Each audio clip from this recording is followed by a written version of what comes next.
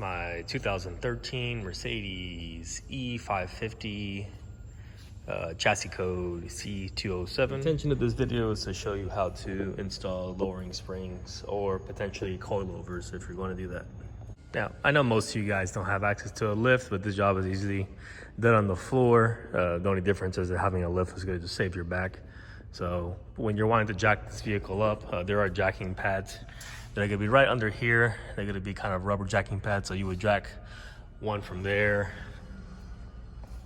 the other jacking point right over here, and then so on the other side. Moving the factory wheels, they use 17mm socket, so you can get a 17mm impact socket, and you can use it on a breaker bar or you can use it on a 1/2-inch impact wrench. Springs from H&R that I'm using is going to be part number 52726, and it's going to be made for the Mercedes-Benz W207/H207. I think the only difference is between the convertible and the coupe two-wheel drive.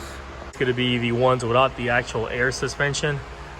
This one does work on the active suspension like the one I have, and I'm assuming without the active suspension also. These are what the springs look like. They comes with the manual, a couple of H&R stickers, so on and so forth. For the instructions, it's usually common sense, at least for me, but it's also to make sure that the front springs are marked with either F or VA or rear and R. It's going to be the suspension, and as you can see right here, it's going to have a number. It's going to say VA front, and then this is going to say HAR. They also have an area where you can actually take the measurement of your stock ride height and your H&R lowering height ride. It says it's important to take notes for ride height before and after installing lowering spring suspension. You can check the ride height with using a tape measure or a yardstick. Now, I feel like this is just to make sure that the springs are doing their job. I'm not going to do the measurements, but as far as I know, these lowering springs from the forms usually drop about 1.25 inches, maybe a little bit more than that. Dealing with the rear suspension, the actual shock absorber and the spring itself are going to be separated. If you guys ever worked on Dodges, they're pretty much the same style, chassis style. To gain access to any of the bolts, we're most likely going to have to gain access to the strut bolt or the shock bolt, and we're going to have to loosen this bolt. But to gain access to these, you're going to have to remove this plastic cover. So you're going to notice these little retaining clips. It's actually very simple. All you have to do is take something like pliers, squeeze that portion, and then it will actually separate so that you can gain access to the actual bolts behind the plastic part. There are a few things we got to take off. Obviously, where it meets the actual subframe, we got to loosen. Have a camber special tool. This is to adjust camber, but I'm using it to actually remove this camber bolt. I believe that's going to be like a 12-point multi socket. I don't know what size that is, but with this tool it worked. On this side, to remove it, is just going to be a regular metric 18. To remove this one, you're going to be using Torx socket, and I don't know which size this is, but just have some Torx ready, which is going to be on most of these German vehicles. You have these two to loosen. This is going to be your sway bar end link. This one's actually going to hold your strut in place, and like I said, this one's going to actually hold the actual perch where the actual spring sits on to the actual chassis. So it's going to actually lower down. I'm going to use a pull jack to support that so I can lower it down slowly. You can do this on the ground with the actual regular jack. Just make sure that you be careful. Personal preference, it's also a good idea to have like a magnetic tray to hold all your nuts and bolts together, so that when you put everything back together, you have all your stuff. You're not fumbling around for your replacement bolts. To remove that bolt, and these are loosened so they can pivot, you'll notice that the spring will now be loosened. I think the only thing holding this up right now is the rubber perch. I'm sure if I wiggle it out, it will just come right out. There you go. Here's a comparison between the OEM and the aftermarket.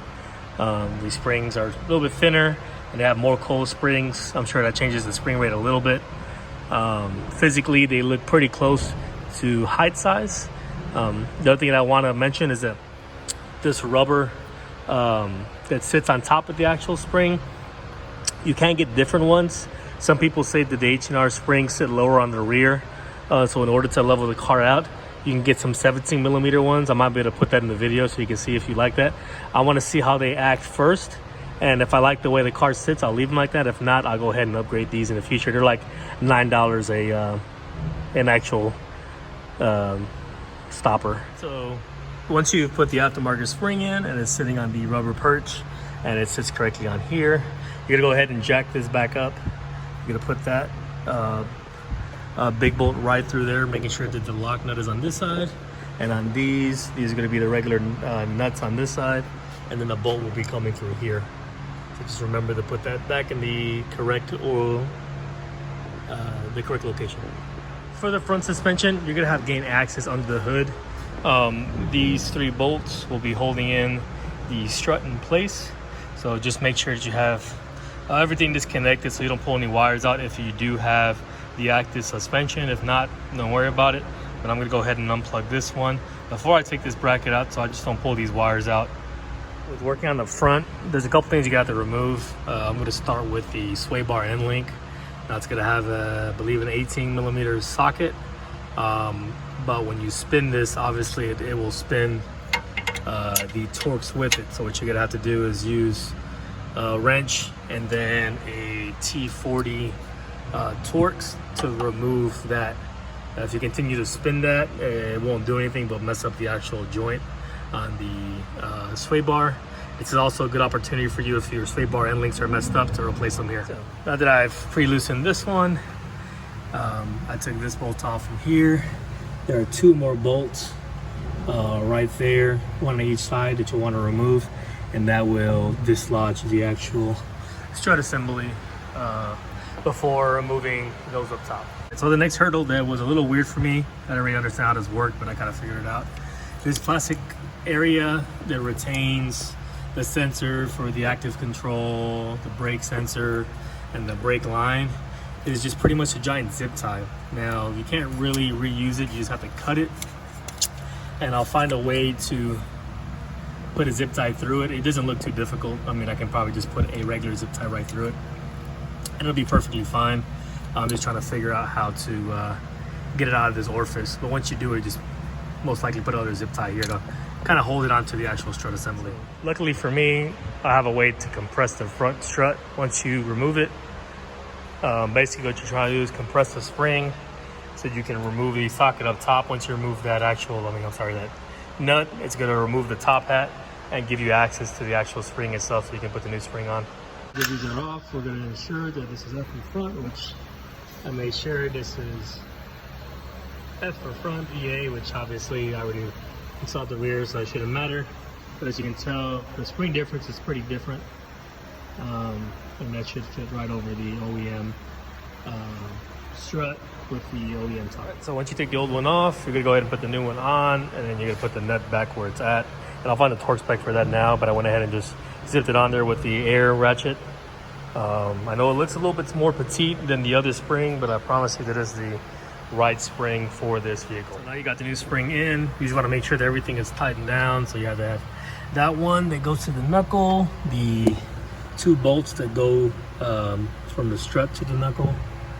Make sure that all your lines are correct, and also cut those tabs off. And where my finger is at, you're gonna see there's 2 zip ties, and you can get 1 big zip tie. Just run those zip ties, and it actually looks just like it should look. And that'll actually hold all the stuff to the actual strut assembly. And there she is lowered. You can definitely tell the front is definitely lower than what it was. The rear, it looks like it's still gonna take some time. I know that some people say that it takes some time for them to adjust. I'm assuming for the springs to level out, but I think even like this is good. On my next video, I'll go ahead and put on the alignment rack and align it. I just want the springs to settle. But I'm happy with this height because I'm gonna go refinish a pair of Avantgarde 3-piece wheels. They're gonna go on here. I think they're gonna fit perfectly fine. So until then, I'll see you guys later.